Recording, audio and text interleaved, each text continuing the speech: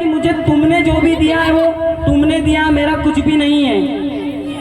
मनुष्य अहम भाव रखता है कि मैंने कमाया, मैंने बढ़ाया, कभी प्रभु से नहीं बोलता। अगर आप 2 मिनट भी रोज जो हमने भजन गुनगुनाया ना, ये अपने घर के ठाकुर जी के सामने अगर आप कहोगे ना कि बंसी वाले तेरा शुक्रिया, तूने जीवन में सब कुछ दिया, इसी में आपका कल्याण हो जाएगा। पर हम उस भाव से उस भगवान को नहीं भजते हैं साहब। हम सिर्फ भगवान को कब भजते हैं कि जब कुछ काम निकालना हो भगवान से। ऐसे हमको याद नहीं आती भगवान की।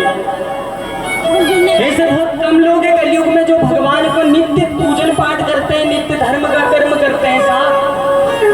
भगवान को भी वो लोग पूछते हैं जब उनको कुछ जरूरत पड़ती है कि भगवान से कहते हैं हमारा घर बेटो दे दीजो, हमारा घर बेटी दे दीजो, हमारा छोरा को ब्याह नहीं हुई, ब्याह कर दे दीजो, तब भगवान की याद आती है।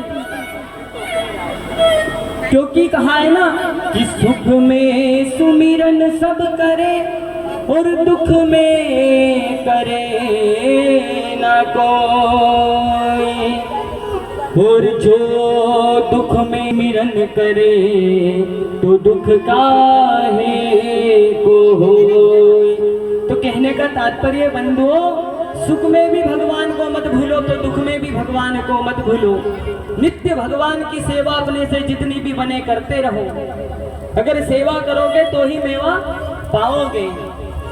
कल कितना आनंद आया था शिव विवाह में, पूरा पांडाल आनंदमय हो गया था, हैं? कितना सुंदर भाव हमने गाया था, कितने अच्छी बारात भगवान शिव जी की आई थी, कितना आनंद बरसा था, कितनी सुंदर गोरा माँ की जोड़ी शिव जी के साथ में लग रही थी। ऐसा लग रहा था कि हम इस कथा पांडाल में, ऐसा ही लग रहा था ना कि हम स्वयं कैलाश पर्वत पर बैठ करके ये नजारा शिव जी की शादी का देख रहे हैं। कितना आनंद बरसा। ऐसे ही आनंद आज तो लाला आने वाला है, कन्हैया आने वाला है, तो बहुत आनंद बरसेगा यहाँ पर, है ना। तो भाव रखना चाहिए भगवान के प्रति। एक गांव में साहब एक सेठ जी थे बहुत बड़े, वो खाली नाम था उनका दानचंद, लेकिन कभी भी काम दान नहीं करते थे, वो खाली नाम के दानचंद थे। अब एक समय क्या हुआ कि उनकी जो धर्मपत्नी बेचारी बहुत धर्म कर्म को जानने वाली थी। एक दिन उन्होंने सेठ जी से कहा कि स्वामी देखो तो तुम जरा सा भी दान पुण्य नहीं करो, इतना सारा पैसा के जोड़ी जोड़ी के कहा ले जाएंगे अपन, थोड़ा दान धर्म कर लिया करो, थोड़ा भगवान के लिए भी खर्ची करिया करो पैसा को। लेकिन वो सेठ जी क्या क्या करना, दान धर्म नहीं करते थे साहब। अब एक दिन क्या हुआ कि उनकी पत्नी ने उनको जबरदस्ती गंगा नहाने के लिए भेज दिया कि सेठ जी आप तो जाओ गंगा में स्नान करके आओ, ताकि पुण्य उदय हो जाएगा, आप कम से कम दान धर्म नहीं करो नहीं आज जो तीर्थ में जीवन सफल हो जाएगा। अब साहब उनने तो जैसे तैसे भेज दिया उनको। अब उनको जब भेजा तो वो गए काहे से मालूम, पैसा बचाने के चक्कर में, क्योंकि दानचंद नाम ही दानचंद उनका। पैदल निकल गए, कम से कम 11 से 12 कोस की यात्रा कर दी उनने, पैदल पाँव नंगे पैर ही चले गए, पर गाड़ी नहीं गई। अब पहुंच गए साहब वहाँ पे गंगा नहाने के लिए, घाट पे पहुंच गए।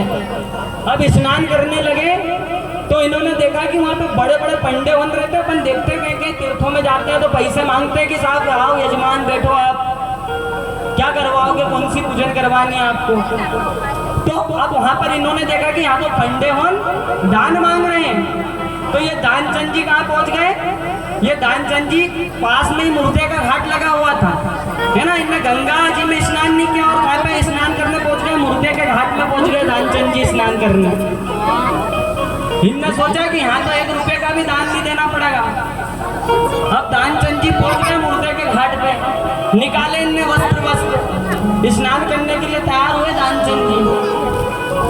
अब जैसे ही ये दानचंद जी स्नान करने के लिए तैयार हुए, इनने एक डुबकी लगाई गंगे हर, और जैसे ही नर्मदे हर करके बाहर आए तो भगवान ने सोचा कि आज तो दानचंद की परीक्षा लेनी पड़ेगी।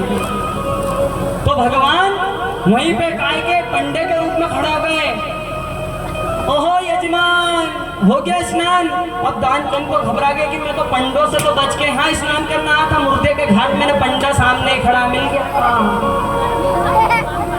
अब जैसे ही पंडा सामने खड़ा मिला तो दानचंद तो घबरा गए, ये तो दान मांगेगा। वो तो भगवान आए उनने कि वो दानचंद दान निकालो। स्नान किया आपने, मेरा घाट है ये, मुर्दों का घाट थोड़ी है, मेरा यहाँ का मुख्य पुजारी हूँ मैं, मुझे दान लगता है यहाँ पे स्नान करने का। अब साहब इनने बहाना क्या बनाया कि देखो मैं तो अभी घर से चल के आया तो नंगा पैर आओ, तो पैसा ऐसा तो कहीं भी है नहीं दान धर्म का, जरा सा भी नहीं जेब में। हाँ उधार करो तो संकल्प करो ही तो मैं उधार में चल जाए तो। अब वो भी नारा है, वो भी पीछा नहीं छोड़ा दान चंद का कि दान को लेकर रहा, क्योंकि जिंदगी में 1 भी रुपया को दान नहीं करियो, खाली नाम का दान चंद। अब पहुंच गए साहब। अब भगवान ने कहा कि चलो ठीक है संकल्प तो करवाओ, बाद में जो होगा वो देखेंगे, हम समझेंगे उस बात को। अब ये सेठ जी जो थे दानचंद जी, ये स्नान करके अपने घर लौट गए और घर लौट